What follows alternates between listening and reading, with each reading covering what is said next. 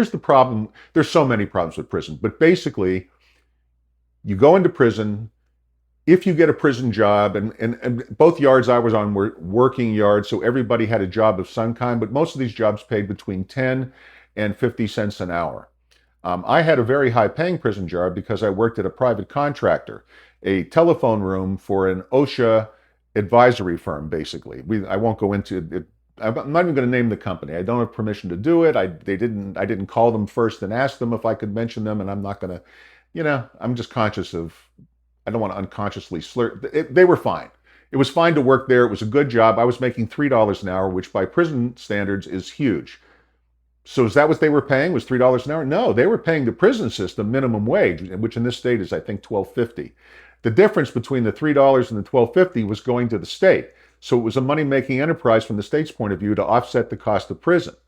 Okay, and the inmates on the yard, there were a lot of guys that their job every morning was just cleaning the showers or cleaning the toilets or mopping the floors or doing janitorial work around the living areas. That we lived in like huge barns segregated by short walls and COs in the room. I was not in a maximum security prison. Lockup behind bars is maximum security prison. So when you watch television shows, the guys they always stick them in little cells, but most inmates are not stuck in little cells.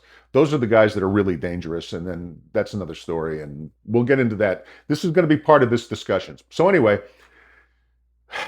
all segregated in the yard, everyone has a job, but this little bit of money, most of these guys owe money to child support, and again, Arizona is a state that enforces child support, rightfully so. So 10% of their money gets swept off the top to pay for, which is nothing, 10% of making, 25 cents an hour for 40 hours a week, $10 a week, and they lose $1 of it to child support.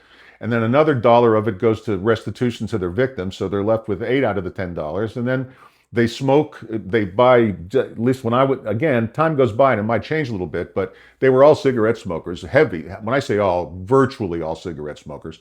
And they smoked loosies. So they would buy loose tobacco on the prison store and roll it in papers. And that's where they would spend what little money they had. That on instant coffee and on chew. There was like the 3 prison staples: coffee, chew, and loosie tobacco and wraps to make cigarettes. And a lot of guys would roll cigarettes and sell them to other inmates.